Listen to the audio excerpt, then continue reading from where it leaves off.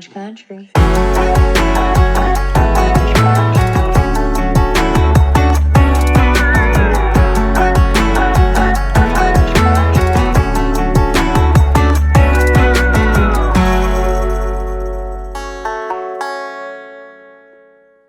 Hi, everybody. Welcome back to Orange Country. We are already off and running with, well, I get to introduce Emily Simpson because her and Gina are the dynamic duo that I love to watch and was so excited to finally get to be around both of them and feel this like back and forth. It's like a tennis, it's like a hilarious tennis match with Lucy and Ethel or... it really is. And I got to experience it firsthand when I was so graciously asked to, tend bar at Watch What Happens Live while these two ladies dished with Andy. So wait, can I say something about that Watch What Happens Live? Yeah. Please. Did you look at the ratings on that? No. Were they great? No. Yeah. They were? Oh, they were very me. Oh my God, it was me. Well, first of all, I saw someone post the ratings for when the Tres Amigas were on. It was like 500,000 something. And they were like, oh, the ratings are great. So I had Shane go look at the ratings for when you and I were on. And it was in the 500,000s. It was very, very minimally less than when they were on. Wow. That is huge. I love hearing that. I love that you. I'm not dissing them. I'm just saying. I'm just giving. We're underrated. Some props. That's it. That's my only intent. I'm actually really glad you shared that. I love hearing that. And also, I mean, I'm not surprised. You guys are so fun to watch. I have, again, I feel like I'm in some sort of surreal dream or something that I now am in this world with you guys because of all the years that I laughed my ass off, specifically, which we talked about at dinner that night that where Emily was sitting on the couch as that woman was extracting Gina's demons. And Emily, that episode. Your face was the golden ticket of that episode. Well, it's very good that I didn't have 6 glasses of warm champagne before that happened, because it would have been a whole different episode. I was able to keep my mouth shut. You just you were trying so hard to be supportive, but not I was like into completely. It. I know that's the part that's so insane, Gina. I was something I felt. I literally was affected by that. Like that I had a demon, I don't know what it was, and literally I felt something like warm come up. I was tingly, I was feeling all the colors she was talking about, and then it was gone. This just got I was very sexual. Like I don't know what happened off camera. It was great. It was like a Victoria Gunvalson massage. Oh, I don't so it was like an orgasm yet. You don't see that yet. That's tonight, I think. Today, yeah.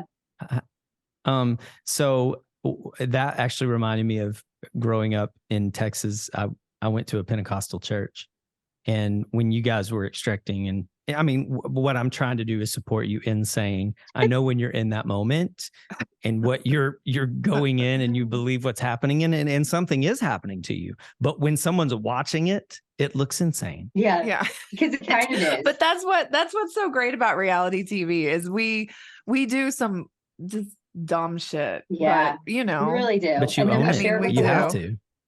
Yeah. And then they get to watch and judge and laugh while we had to live it. At our expense. Yes. At our expense. Totally.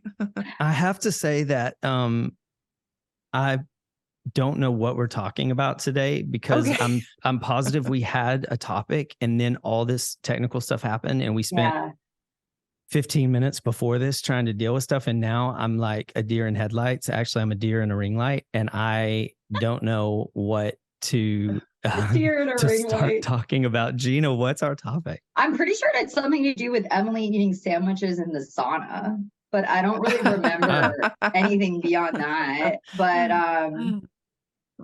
Marissa, I'll ask how you guys. Marissa, chime in if there was a specific topic because I feel like you gave us one, and it was actually really good. But until I hear that, I'll just ask some questions that I want to know. Yeah, that's actually probably what did you better. guys What did you guys know of each other before you came on the show? Nothing. And that's what's so Nothing. interesting is I think so many people think that Gina and I were friends prior to the show. Because I've had lots of people comment that, like, how long have you known Gina? And I'm like, what do you mean, how long have I known Gina? I've known her for as many years as we've been on the show together. 5. It's been 5 years now, or 6, because of 6, how long this season, since this season has been 2 years long. Yeah. So, but I think it's just the camaraderie that we had right off from the beginning. Even though didn't we fight in the beginning a little? I mean, I don't even remember. It's been so long now. Like maybe there was a little. The thing is that I think that actually made us closer. I think that when you come on the show, it's also like a giant mind fuck, honestly, and you don't know like who's on your side, who's not. And the whole time I genuinely thought Emily, you know, considered Emily a friend and whatever. But then I remember it was like the first year we were good. And then I think it was the second year I had a lot of personal stuff going on. And I think that it was difficult to navigate through. And I think that Emily, and also you don't get to pick who you film with and stuff. So I think that it came off as me perhaps like jumping ship on her, or, you know, going to hang out with Tamra and Shannon and Vicky, who were not being kind to Emily. But really, I wasn't really speaking outside of the show to anyone. I was just going through a lot of stuff, and that created this like problem between her and I, because she didn't know if she could trust me or not in the moment. And I think that then boiled up. And then I was thinking on my side, so she's thinking, I don't think I can trust you. Are you like going and ditching me and being friends with these women who aren't even nice to me? And I'm thinking, oh my God, I'm just going through all of this personal stuff. Why are you more concerned with like me jumping ship than just being there for me as a friend? And it just created this tornado of bullshit, and it bubbled up and it came to a head. And then we just fucking had it out. And then it was like better, you know what I mean? Like we just blew the roof off the house, took it down to the studs, and then it was like we were fresh and rebuilt from there. Is that how you feel, Emily? Yeah, I mean, it was a long time ago, so a lot of it's fuzzy. I mean, I can't remember like what I had for dinner last night, but no, I mean, she's right. And it's difficult in the beginning. I always said when you go on Housewives, to me, it's like Survivor. I felt like Housewives was more like Survivor than what I had anticipated Housewives would be. I think I was very naive going into Housewives. I hadn't really watched a lot of it. I wasn't an avid watcher. Of course, I knew what it was. I'd seen some episodes. I knew who Vicky was. I knew who Tamra was. But this is how dumb I was. I honestly thought that you went on this show about a group of friends and that you actually were friends. And then drama came out later because you were friends. Yeah. I didn't realize going into it that they just fucking hate you. right from the jump. And that's where I think I was really naive. And so it was very hard for me to, I wasn't used to that. I didn't know how to play that. I didn't know what to do with that. And, you know, I didn't know Gina. That's when I had first met her. I felt a camaraderie with her immediately. And I felt like she gave me like sister vibes. She reminds me very much of my sister, Sarah. We're super close. And so that relationship I had with Gina reminded me of just like something you'd have with a sister. But yeah, I questioned it a lot. I don't now at all, honestly. Like she could go move in with somebody and I'd be like, no, we're still best friends. Like I don't question our friendship at all. I love that about y'all's friendship. Yeah. That's one of my favorite things that you guys talked about, even that night on Watch What Happens Live, is that you're not worried about how much time one of you spends with someone else. You know where you stand. You also don't worry that Gina is going to sideswipe you, or that, you know, that you know each other's hearts. We use that phrase a lot here because I think a lot of times that's what people forget on these shows is you're like, but you know me. It's like, what are you doing? I mean, that's honestly what's been so hard watching this season with Tamra and Jen from an outsider. I'm like, but I just feel like Jen has been completely sideswiped. I mean, that's how it reads. If she's faking that, if she's putting that on, I just have felt like she showed up and Tamra flipped the script. I mean, they were legitimately friends. I certainly don't think Tamra said, hey, come be on this show where I can completely expose you and try to make your relationship look ridiculous. Yeah. those things would come out either way, what but do it you just felt think like about Tamara was that? determined to like. What do I think about it? Yeah, like what do you Me- think about that? Well, I understand Jen's point of view because I felt like I was kind of naive like that in the beginning too. Like I thought I was coming on a show and we'd be friends, and then like there would be drama because when you're friends, you just have drama. I didn't understand how hard they go at you. Now 5 years later, like I get it and I understand it, and I feel like Tamara's just Tamara, and Tamara doesn't bother me anymore because I get her now. You know what I mean? It took me a long time, but I do understand Jen's point of view where she's like, well, wait, we're friends. You knew about all these things before. We talked about these things before and you didn't have such a problem with it. And now we're on a show together and you're just going at me hard. And so I'm sure she's taken aback. I'm sure she doesn't understand it. I'm sure she doesn't get it. But, 3 years from now, 4 years from now, if she's still on the show, she's going to be like, I get it. I think it's just a learning curve. Mm-hmm. Also, I honestly, sorry, I don't know how good of friends they actually were. I mean, from when we were filming, from Tamara, I felt like it was like, yeah, we knew each other because she worked out at our gym and we'd hung out. But I don't know about Jen. Jen's still kind of an enigma to me. I don't know how deep of friendships she has with people. I don't know. So maybe her idea of a friendship is different than Tamara's. I don't know. That's a really good point, that it could be what is seeming like it comes across that they were really good friends, but I think that what you just said is so important for people to know and remember, that we don't know beyond what people tell us and what they believe. I mean, she could just be, like you said, a different kind of friend. I will say, from a viewer's point of view, I don't know what happens in the reunion. I would love to get into that with y'all, because by the time people hear this, the reunion will have started airing. But Jen is coming off very well, I think. She has held it together.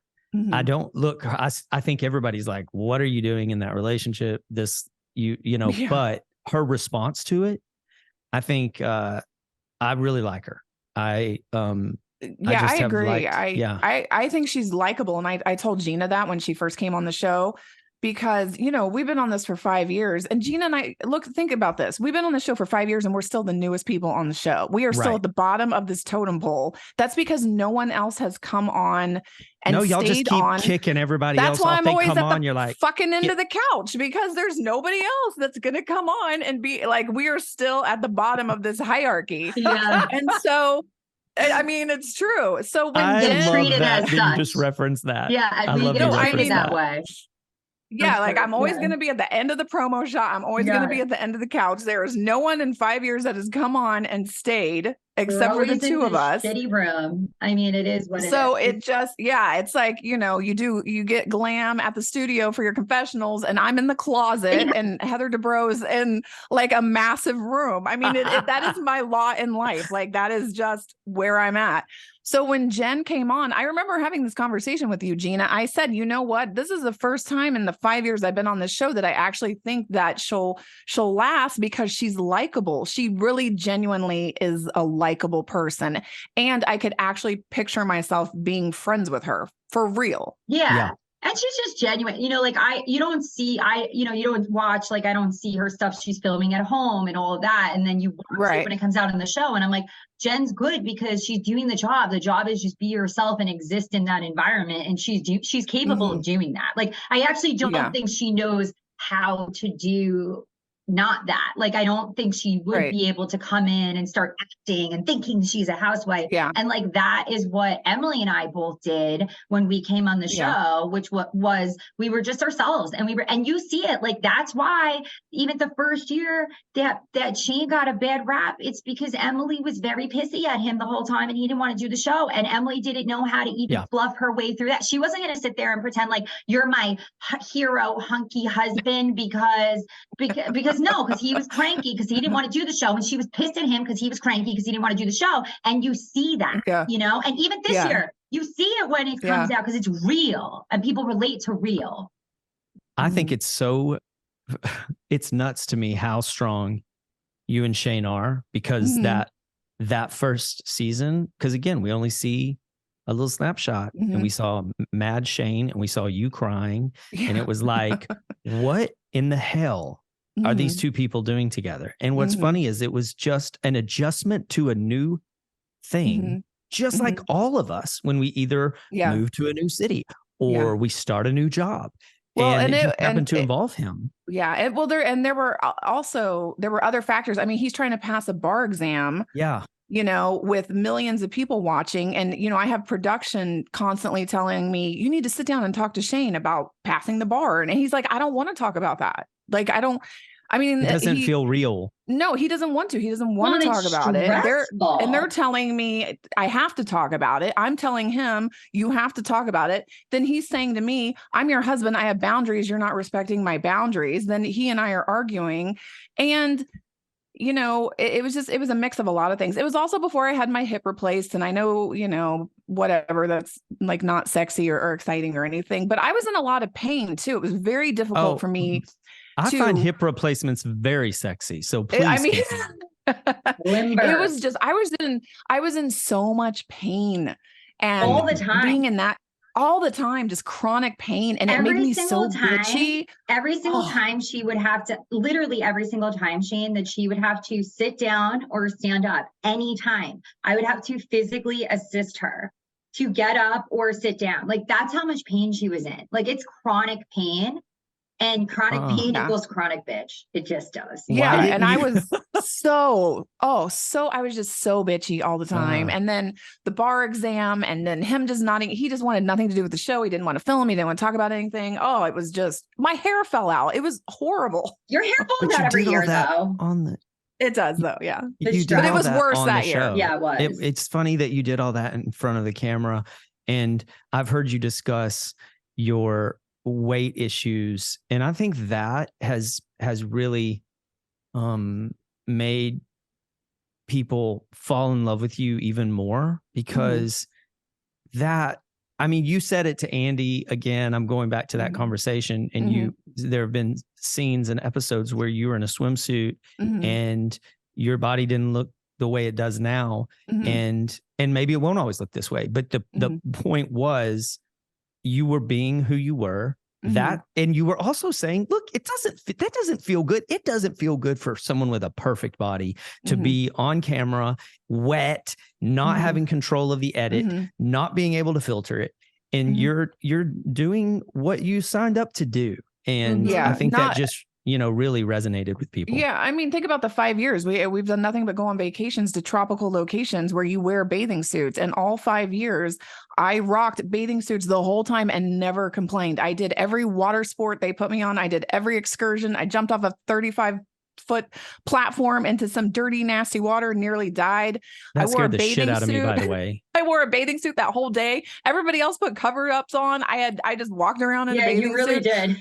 I did the entire day. I had shoes and a bathing suit on. That was it the entire time we filmed. So clearly I don't have a problem. I didn't, you know, I would have been trying to hide myself if I did. I just, you know. Emily, though, I think what is especially unique about you, and that like I do want to highlight, is because there is a difference, right? Like, I feel like I'm more of a person that like, I really don't care. Like, I go up in weight, I go down in weight, but like, it's not like when I'm down in weight, I feel better and like whatever, but like, I'm not as affected by like what other people say, whatever. I feel like it's actually more unique and important, the messaging that you're delivering, because when you were like bigger or whatever sizes you are, or even now, like you do have insecurities and you do struggle with that, but you do it anyway. Like that, I think is so important. You push past that. It's not like you're in that bathing suit that whole day, like, my shit don't stink, or I think I look, you know, you do still have like this rhetoric that's hard to get out of your head. Yeah. Like you do have that, but you say, fuck it, and you're brave to push through that, and you do it anyway. To push through that is hard.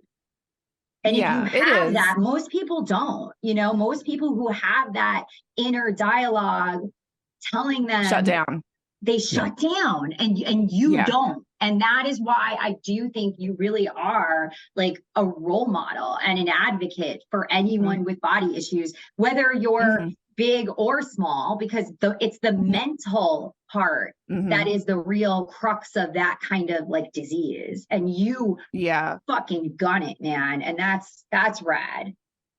Yeah, thank you. Well, I just don't want to miss out, and I don't want to miss. I see so many women comment or send me messages that say, I don't want to put a bathing suit on because I'm embarrassed. And then I think, we have such a short life. We're only here such a limited amount of time. And then you're going to look back and wish you did put the bathing suit on, and wish you did jump off the cliff, and wish you did hang out with your kids at the beach, and wish you did. So I just push past all that and I do it anyway. So Emily, awesome. I have to just say to what you just said, like, it seriously, not to be dramatic, but it made me tear up when you said, I don't want to miss out. And the reason is because I grew up in a house where weight was all we talked about.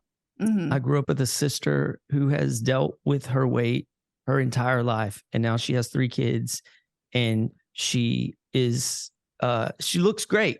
But the voice in your head that says that you're not enough, that, for you to say what you just said, I hope my sister and everybody else hears that, because I know how many times we look back on things, and I don't want to say it because I'm embarrassed, because I'm a guy.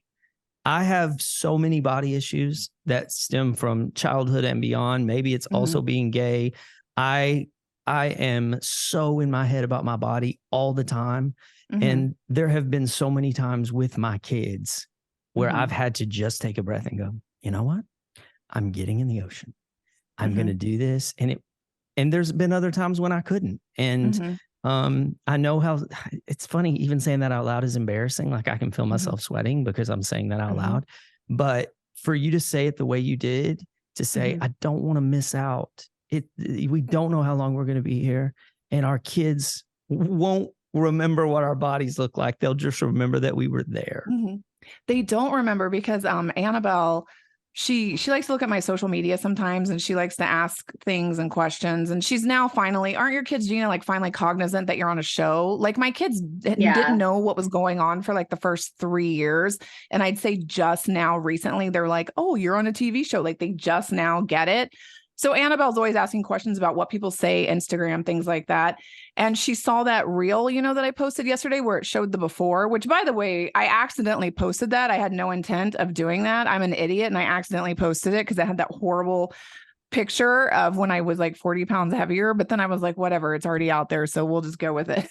But Annabelle saw that and she was like, Mom, I didn't know there was a difference. I was like, oh yeah, I've lost 40 pounds. And she goes, really? I didn't even notice. I just think you're beautiful no matter what. And my boys were in the back seat and they said the same thing. They were like, Mom, you lost weight. We didn't even notice that you lost weight. You're just mom. You're just pretty. That's how kids think. They don't think in terms of pounds or dress sizes.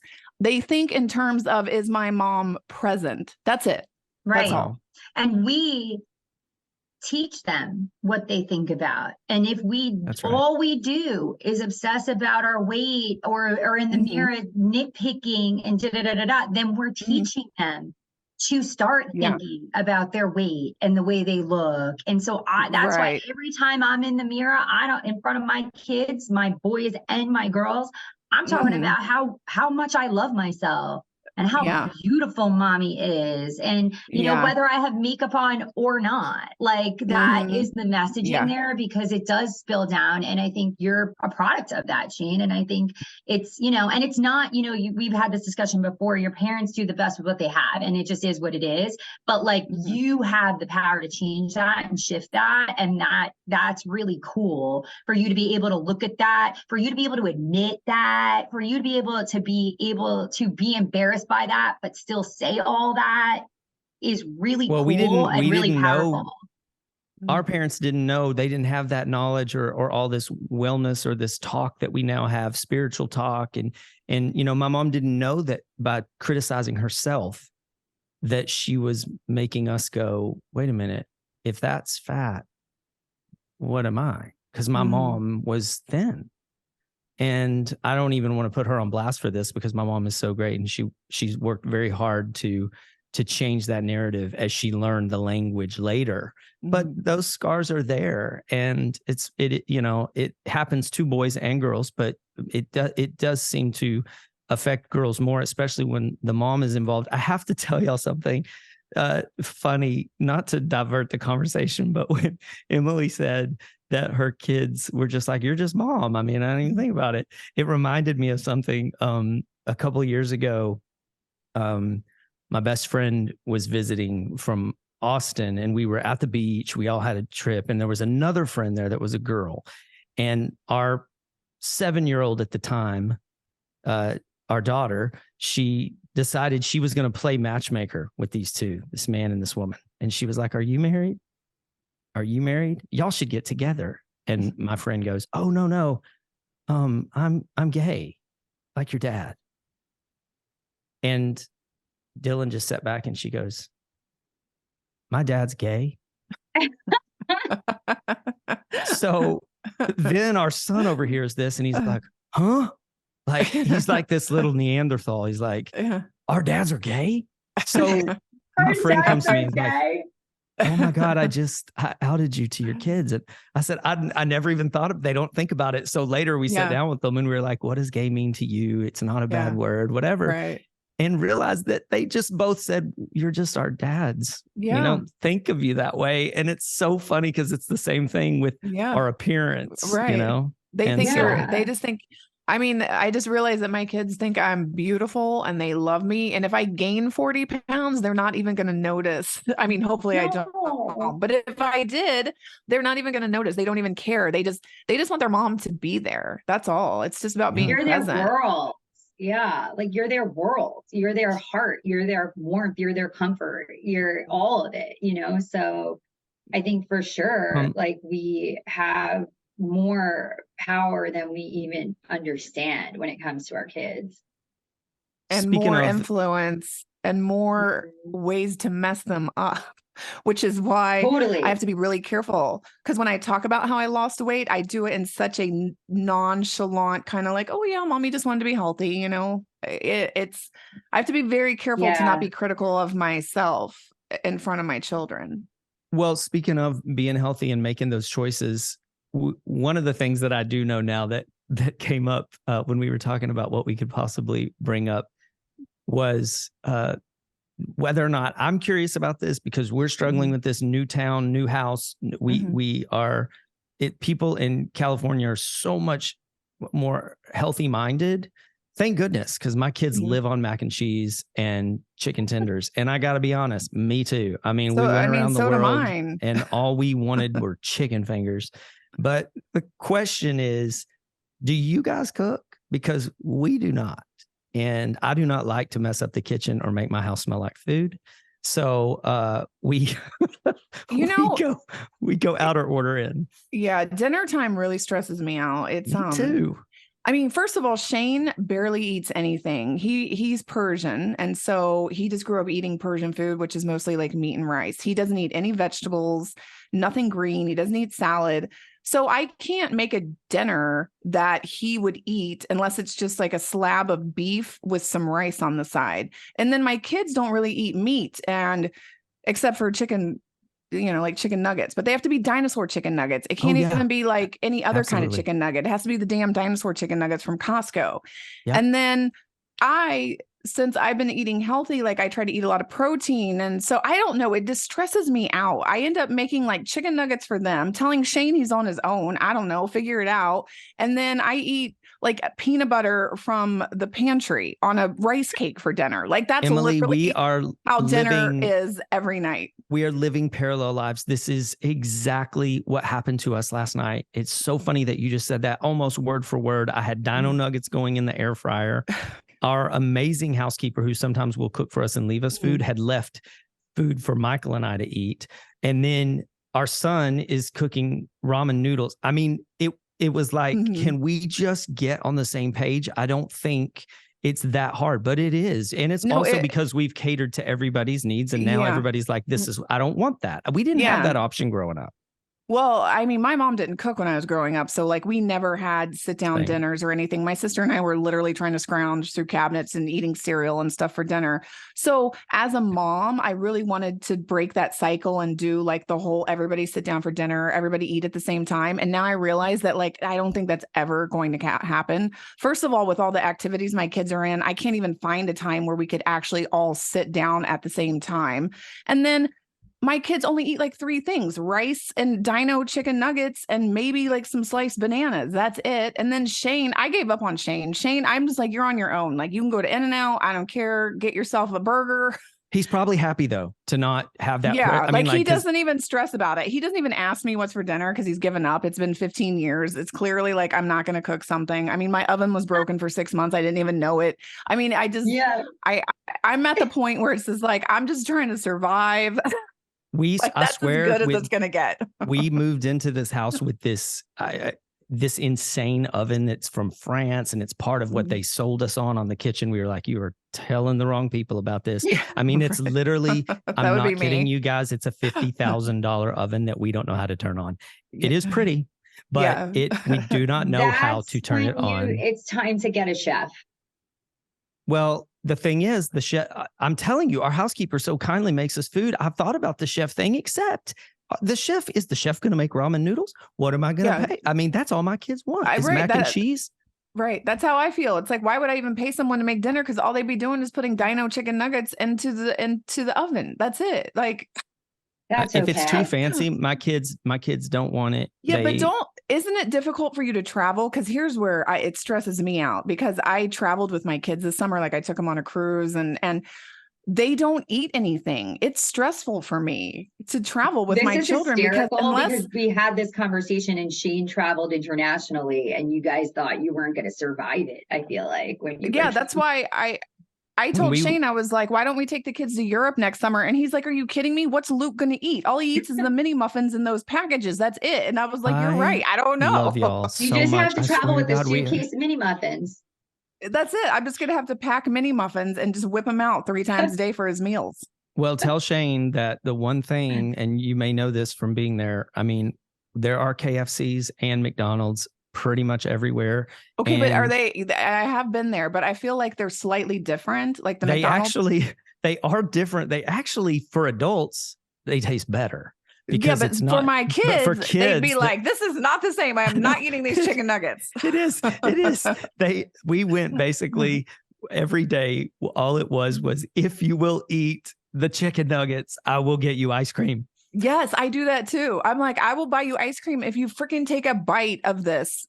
The pizza. I love finish your pizza and you can have cake. My kids won't even eat pizza. My kids don't like pizza. I don't know what to do with them. One of ours will eat pizza and the other one won't. Gina, you're being very quiet considering you're the one with 18 kids over there. Yeah, right. What do your kids eat? You know what? You have to understand though, I grew up on Long Island, New York, Italian background. Like I was born with like a wooden spoon in my hand. Like I got brought up cooking, right? And that's just the way it was. So I always from the beginning cooked dinner for my kids and they just ate what we ate. And even when we moved here, I was married and I just continued that kind of traditional lifestyle. So my kids, were toddlers eating like fish and shrimp and all your kinds kids still eat this stuff. They still eat this. They do. But the problem, I know, right? Yeah, I know. But the thing is that I made a decision, like at some point I was like, I don't like to cook. And fuck that. And like, why do I have to be the one in the kitchen with my whole life revolving around cooking these meals for everybody? And I felt like it's unfair. I decided and I realized about myself, I don't like being a housewife. And so like, I don't do it anymore. Ironic. So like, I'm actually just failing my kids now because they will eat well, but they have to eat whatever I DoorDash that night. And it just what about Travis's kids? Did they come in with this palate too? His daughter, so Presley, our oldest, is very good. She wants, like, literally will eat salad, grilled chicken, broccoli every night for dinner. Joseph, our youngest, will power through anything. Bennett is so picky, but like, honestly, it was like to the point where it was actually a problem. And I am so proud of her because although she still is very picky and limited, she has made such progress in because when I met her, she would literally only eat French fries, bagels, and pizza. That was it. And now, like, she can eat cucumbers, she can eat broccoli, so now, like, dinner isn't fancy in her house, and I don't care if it's just pasta, but then I just stick some broccoli next to it, some apple slices, and I feel like that's good. I don't want to feel overwhelmed by it. Let's be honest, Emily, those kids are throwing that broccoli away. She thinks they're eating it. They're tossing it over their shoulders. They're feeding it to the dog. The dog is eating it. That's the why the dog is eating the broccoli and the fish. You want to hack though? You want to know how I taught them? I have a video of it from when my kids are little. I should put it up. How I would get my kids to eat, first of all, fruit. When my kids were little, I manipulated them. I told them that fruit was candy from the get. My kids came up thinking fruit was candy. That's a lie. I told them, and it worked. And then the second thing is to get them to eat vegetables. We would have nightly, like broccoli offs. And I would be like, okay. And then I would say, ready, set, go. And they would compete to who could eat the most broccoli, and they'd be shoving it in their mouth. And so, like, that's how I would get them to eat it. And then over time, plus, like, I'm Italian, you put all those vegetables in as much garlic and oil as possible, and it tastes great, I feel like you need a new challenge though, because I feel like my kids would just come try the broccoli challenge with my children. No, that's what I'm saying. See how it goes. I can't undo Emily, that. Let's bring Auntie Gina over, right? And bring everybody to one place. Put the kids. It'll be like the Olympics. No way. I think you should do the broccoli challenge with all of our kids, and we'll see how that goes. We'll throw broccoli at the wall. Yeah. I'll be buried in the broccoli. Be my final resting place. It's so funny. I love the different takes on this, and I know everyone hearing this will too, because I feel like people do not want to talk about this because nobody else realizes everybody's going through it. And what always happens to me is when somebody has it is, and somebody has like a 2-year-old, it never fails. Every single time one of my friends, I'll be like, oh my God, how do they eat? Same story every time. Oh, they eat everything. They love everything I give them. They'll eat vegetables. And the truth is, at 2 years old, my kids would too, when it was all, baby foodish and packaged fun. And it changes. It changes because the grandparents came along and showed them all that other shit that now there's no other option. It's like Lucky Charms. My kids didn't know what Lucky Charms was until my mom bought a box and put it in our cabinet. And now it's Lucky Charms are nothing. They would rather go to school starving than not eat Lucky Charms. I'm very liberal about breakfast. My kids, I'm like, they have waffles with Nutella, cereal. I actually am a believer in give the junk in the morning because they burn it off. Yeah, I don't disagree with that. It's just that the sugar, I feel like, terrible. I'm like, if this is how you're starting balance, your day, right? Yeah, but like they run around. If they're in a sport, that balances that. You shove some broccoli in there, you get one lettuce leaf. Life's about balance. We can't be freaking obsessed. I'm never going to be crunchy granola. I'm sorry. There's days that I'm like, yes, I'll buy the organic fruit and everything's great. And then there's days that I'm just like, don't eat the sticker. I can't keep up with all of it all the time. It just is what it is. Yeah, you just have to let it go sometimes. I'm like, you want to eat mini muffins the rest of your life? Whatever. That's fine by me. You'll mini muffins. Figure it out. And actually, Nicholas, my oldest, he wants surf and turf every night. I'm like, you're going to be the reason I go broke. If my kids asked for surf and turf, I'd drop dead. Me That's too. all he would eat. He loves seafood. Do y'all ever go to that restaurant where Shannon threw that plate at Kelly? Oh, the quiet woman. We've been there. I always want to call it the angry daughter. Quiet woman. Yeah, you know what? If you went there, you'd be surprised how small it is.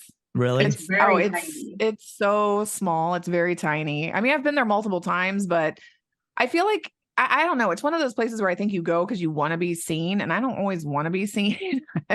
Where do y'all live in proximity to each other, to the other women, and to like things like that? Gina and I now are very close to each other because I'm in Laguna Niguel, and then she's just like street parallel to me, right? Yeah, I'm Rancho Mission Viejo, so I am just like 15 minutes inland from Emily. She's just closer to the shore.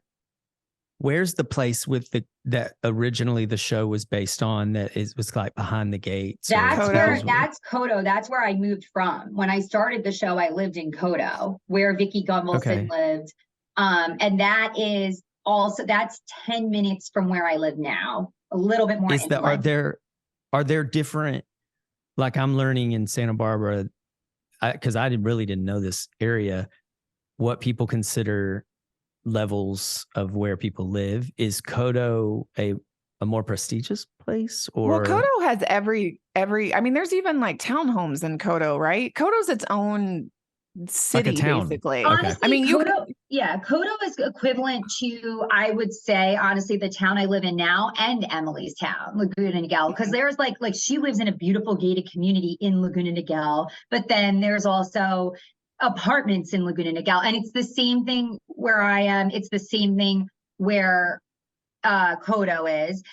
The money is where Heather was, Newport Coast. Okay. Newport itself is kind of, it's on the beach, so it's a little more expensive. It's definitely more expensive, but in terms of like lifestyle and niceness, it could be hit or miss, but the coast is cream of the crop. Who comes out? I'm just jumping around now because I don't know how long we get to have Emily and how long this episode will be. So I want to do some sort of hot topics. Who comes out of the reunion looking the worst? Well, that's obvious, I think. Oh, is it because of what's happened since that possibly Shannon? Honestly, I don't even think so. I think it's just because of what was going on already. I think that's not going to help, certainly. But and honestly, I don't know. I mean, Tamara gave it to Jen pretty good all year, so. People have already kind of weighed in on what they think about that. However, Tamara has the ability to apologize, which is a good trait. Mm-hmm. Emily, were you involved with the Shannon stuff on the reunion? No, I mean, not really. I mean, I sat next to Shannon, so I would like say stuff to her. I like to take digs at her, but really, like when stuff comes up between her and Gina, I mean, Gina can handle herself. And I also think it's important to not weigh in sometimes. Like I always have an opinion. I always want to say something, but I think there are times when you need to just let those people do their thing and work it out. And, I'll tell you though, I do feel like I said to her, like, just apologize. Like that's all you have to do. To Shannon? Like, yeah. And I don't know. I mean, well, I know I've heard her passive aggressive apologies before. I'm sorry. Okay. I don't even know if there was even a passive aggressive apology. Nothing. Like, there was like a lot of I don't like you. I feel like there was a double down and a triple down. Like I don't feel like there was much accountability. How did Jen do on her first reunion? I think she did well. I think, it's really hard coming in, especially, I mean, Gina, I feel like, I don't care what anybody says. I think Gina and I came on the hardest season you could possibly come in on. It was really difficult to come in season 13. She and I are new. We don't know each other. And we came in with Vicki, Shannon, Tamara, and Kelly Dodd. I'm sorry, but to survive that, I mean, honestly, that was scary. That was really, really difficult. So for me, these women that have come in later and haven't been able to make it, I'm like, what, like how much, I mean, you came on when Gina and I'm not mean to people when they come on. I think it's important to establish a friendship. And I know people are like, oh, you're hard on Jen because you ask her a lot of questions. Well, I'm sorry. That's kind of what you're supposed to do. I mean, she told me she's an open book. I don't know anything about her. She says things that are kind of contradictory. I still don't really understand things about her. So of course I'm going to kind of hammer in there and ask questions. But I think she did well considering that she came on to a very established cast where there's all these layers and dynamics and she came in and, she held her own and she got a lot of crap for Ryan and that's to be expected, and I think she did well. At the end of the day, she's an adult. She can date whoever she wants. We clearly all have our opinions. and we voice those. And I hate it. I also hate it when people say it's none of your business. Well, no, really, it kind of is. I mean, is that the stance you want to take when you watch a housewives show, that we all are just like, well, it's none of our business? I mean, what kind of show would you have if that was our attitude? If you don't ask her questions too, like we don't ask people questions, even if they're, questions that maybe they don't want to answer or whatever, it's like, then how is that person supposed to assimilate into the show? How is anybody supposed to get to know that person? So, and you have to understand too, that whatever was happening in Jen's life, that's how she auditioned for the show. She shared all of that already. So the expectation now is that you're going to talk about it. When Emily auditioned for the show, she brought up the fact that her husband was studying for the bar. That's why then when she gets on it, they want to hear about it. You know what I mean? Right. So we're already, understanding of that. Everybody knows that situation, and we're going to ask about it. And if we don't, honestly, it's doing Jen a disservice, because then she's not even included in the group, and you don't get to know her as a character. Mm-hmm. Okay. So, I have to drag Emily down to our level. Gina, I don't know if you've warned her about... Oh my God, what is this? Okay, this would be great. We sort of stumbled into something 5 or 6 episodes ago by me telling a story about this time that I had to shit in a canoe. And then Gina shared an equally embarrassing story. And then what's happened is we've sort of put all of our guests on the spot since then. And surprisingly, everybody has shared a story about, when it snuck up on them. And this can be edited out if you look at me and say I'm not doing that, because you do look especially edited out. This will not be edited out. So this is like a specific shit story. Yes. Yeah, so we called the poop scoop, and we want to know when you shit your pants. That's what we want to know. Okay. I don't think I've actually like shit my pants, but I will tell you a story. Okay. Gina just said, like, I live in a very, very beautiful, wealthy neighborhood in Laguna Niguel with gates. I love how this is starting. And my sister-in-law lives across the street. I never even told Shane this, but you're going to have to edit this out. This is so mortifying. Anyway. Well, we're definitely not. We used to take walks at night through the neighborhood for like exercise, and we were walking, and I had to poop so bad. And I'm like a mile away from my house. It's not like I can get back in time. You know how it just hits you and you're like, I can't control it. I literally had to climb into some $5 million backyard and like poop in someone's yard. In someone's yard? Yes. What did you wait? Like some leaves or something. Like I was like in their bushes, like. Who are you walking with? Were you walking with your sister-in-law or with Shane?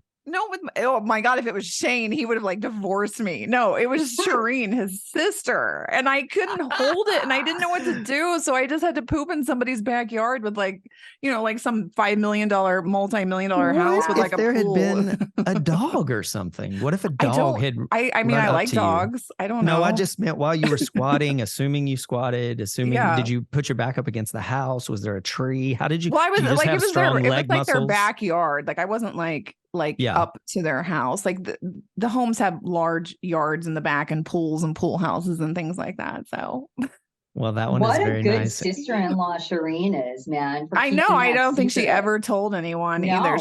But there's security cameras in my neighborhood, so I don't know if the security guards all have like a highlight reel where they just like watch it and crack up. If we could cut to that footage right now, we would win some sort of podcast award. Right? I wish that we had it. Oh my God! Although you did a good job of giving us all a visual. I just want to say, from my point of view, Emily, thank you so much. You not just for coming on and being a part of this to support your friend, but also for making this little Real Housewives Junkies dream come true. Of course. I have loved you and Gina long before I knew you guys, and this really was a dream. So thank you for having so much fun and doing this today. Well, I loved it. Thanks for inviting me. I appreciate it. Anytime you want a poop story or, whatever, I'm your girl. Right. Love you, friend. We love a good poop story. Love you. All right. Bye. Thank you, Emily. This was awesome. Love y'all. Love you guys. Bye. Bye.